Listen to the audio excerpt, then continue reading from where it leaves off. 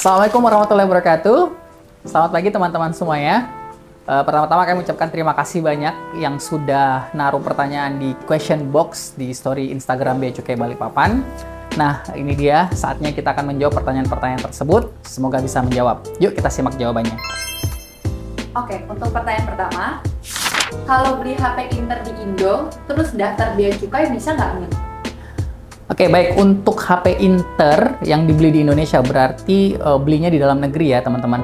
Nah, untuk saat ini pembelian handphone di dalam negeri itu belum dapat didaftarkan di kantor Bea dan Cukai. Maksud saya mendaftarkan IMEI-nya di kantor Bea dan Cukai. Jadi hanya bisa mendaftarkan handphone, komputer atau tablet yang berasal dari luar negeri. Oke, untuk pertanyaan kedua, apakah bisa daftar IMEI di Balikpapan?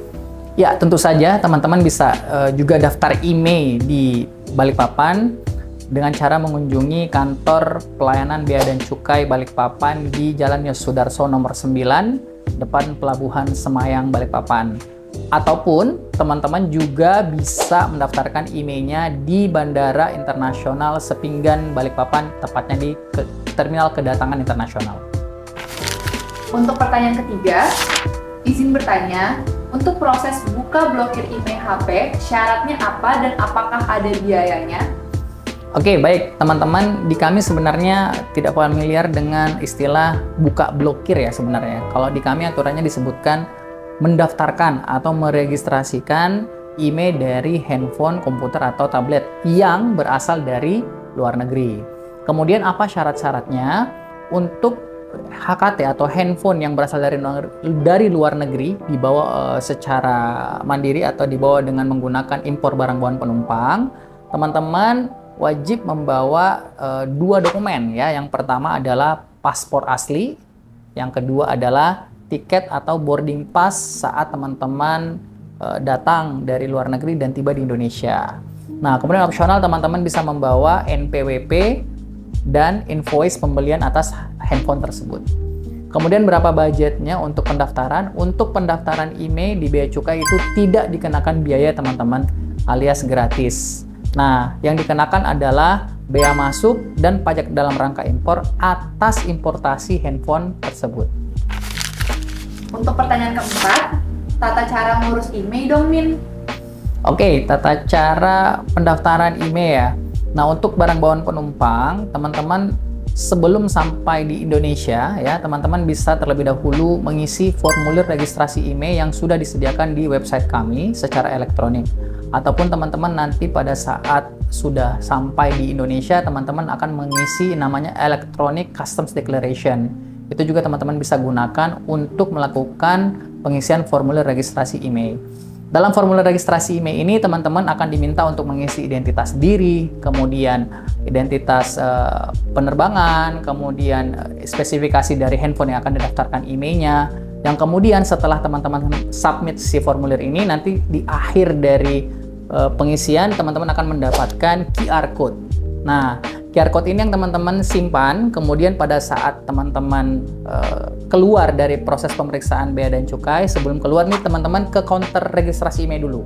Gitu. Jadi jangan keluar ke terminal dulu, nanti langsung ke counter registrasi IMEI, teman-teman bawa si QR Code tadi, beserta dokumen-dokumen yang sudah saya sebutkan sebelumnya, yaitu paspor asli, tiket dan boarding pass, dan opsionalnya itu NPWP serta invoice pembelian handphone.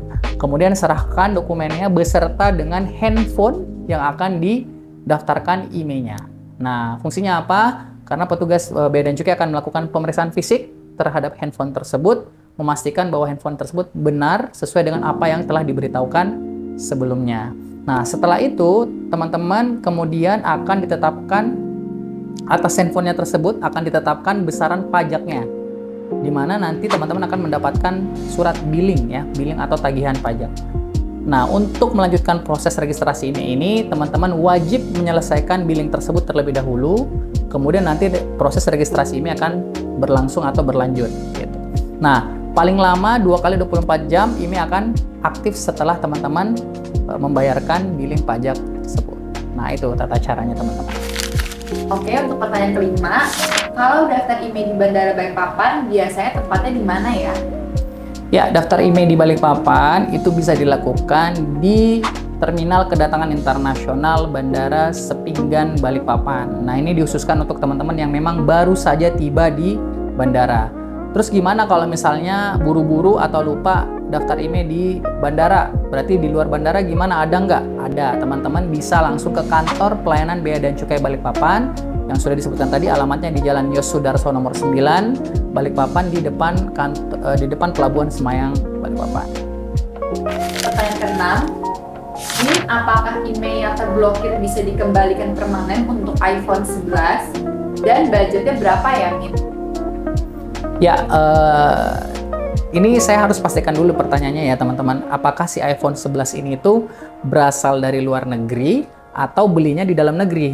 Karena sekali lagi tadi kita udah bahas bahwa handphone yang IMEI-nya didaftarkan oleh Bea Cukai itu adalah handphone yang berasal dari luar negeri. Kalau misalnya dia dibelinya di dalam negeri, jadi mohon maaf belum bisa kami daftarkan.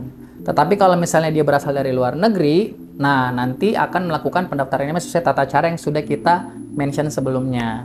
Kemudian berapa budgetnya yang dikeluarkan? Sekali lagi untuk pendaftaran IMEI itu gratis, namun untuk importasinya dikenakan bea masuk dan pajak dalam rangka impor. Nah, ini tergantung ya teman-teman, apakah si iPhone 11 ini tuh diimpor dengan cara impor barang bawaan penumpang ataukah dia menggunakan cara impor barang kiriman gitu. Karena ada perlakuan pajak yang berbeda di antara kedua cara tersebut. Nah, kita bahas satu-satu ya teman-teman. Untuk barang bawaan penumpang itu akan dikenakan bea masuk 10%, kemudian PPN sebesar 11%, kemudian PPh sebesar 10% atau 20% jika teman-teman tidak memiliki NPWP. Namun nanti dalam importasinya teman-teman akan mendapatkan pembebasan sebesar $500 per penumpang. Seperti itu. Kemudian untuk barang kiriman, jika harga barang atau harga handphonenya itu di antara $3 sampai $1.500, maka atas handphone tersebut akan dikenakan bea masuk sebesar 7,5%, PPN 11%, dan tidak dikenakan PPh. Nah, berapa yang akan dibayarkan ya tergantung dari harga si HP tersebut. Untuk pertanyaan ke-7, kalau saya beli HP di luar negeri dengan harga Rp7.800.000, berapa pajak yang harus saya bayar? Ya, ini kita balik lagi ya, apakah dia dibawa penumpang, impor barang penumpang atau barang kiriman nih. Nah, contoh misalnya si Rp7.800.000 ini itu dibawa oleh penumpang. Artinya teman-teman akan langsung mendaftarkan di bandara ya. Nah, ketika teman-teman sampai di bandara, teman-teman daftar, teman-teman akan mendapatkan pembebasan $500. Kita lihat harga handphonenya dulu nih.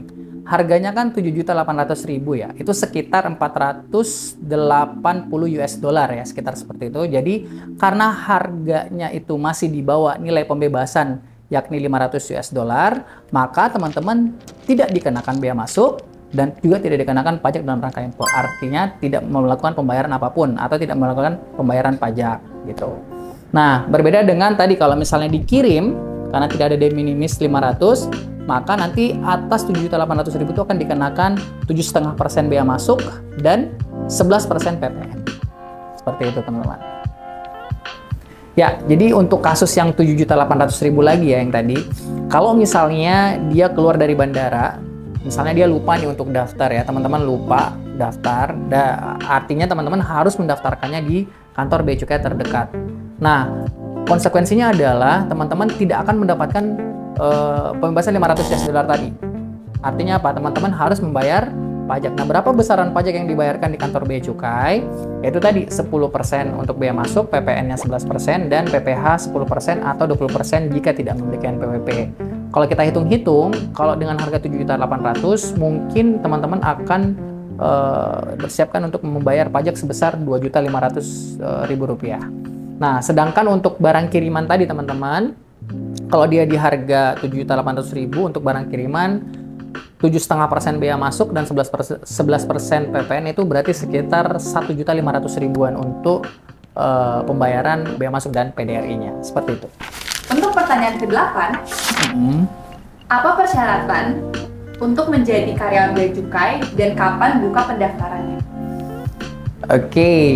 Karena Bea Cukai ini adalah salah satu institusi pemerintah ya, di bawah Kementerian Keuangan. Berarti kami ini sebenarnya aparatur sipil negara atau ASN ya. Di mana perekrutannya itu bisa melalui dua cara. Yang pertama itu adalah seleksi CPNS Kemenkeu yang teman-teman bisa ikuti. Teman-teman bisa terus pantengi website dari Kemenkeu RI untuk mencari tahu kapan dibuka pendaftaran untuk ASN Kemenkeu. Kemudian jalur yang kedua itu teman-teman bisa melalui jalur pendidikan kedinasan, yakni melalui PKN STAN, Sekolah Tinggi Akuntansi Negara. Nah, dari dua jalur inilah teman-teman nanti bisa menjadi salah satu bagian dari Direktorat Jenderal Bea dan Cukai. Untuk pertanyaan ke-9, buat apa sih bayar bea cukai? Kan udah kena PPN.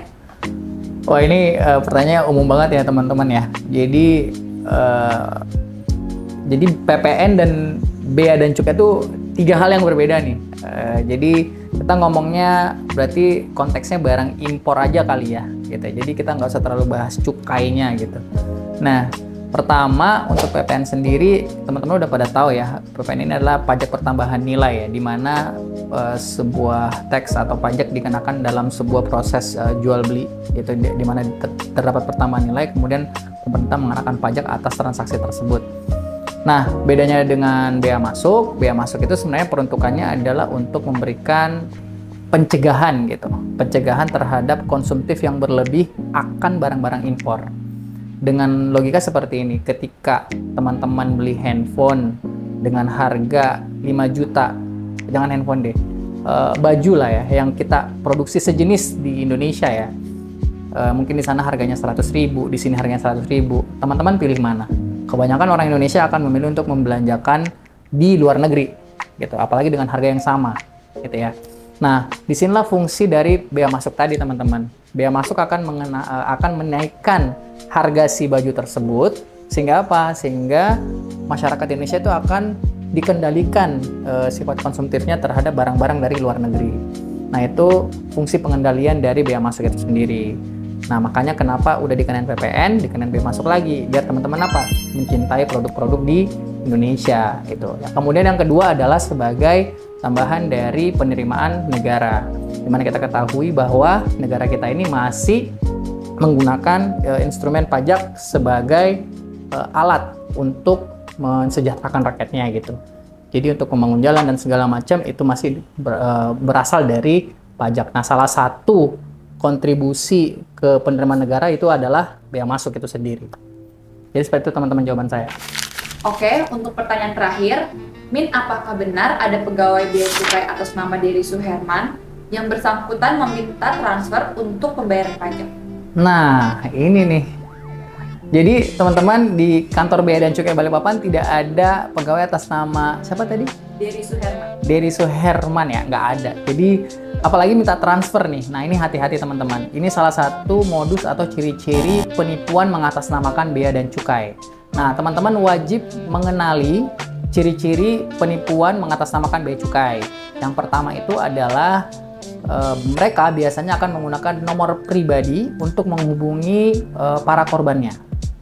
Terus yang kedua adalah mereka akan menggunakan foto atau menggunakan identitas yang mereka ambil dari sosial media para petugas bea dan cukai.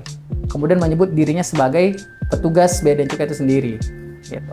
Kemudian yang ketiga, mereka akan membuat sebuah dalih bahwa teman-teman itu sedang melakukan importasi, kemudian teman-teman itu akan dikenakan pajak, dan akhirnya teman-teman harus membayar pajak agar barang tersebut bisa keluar gitu.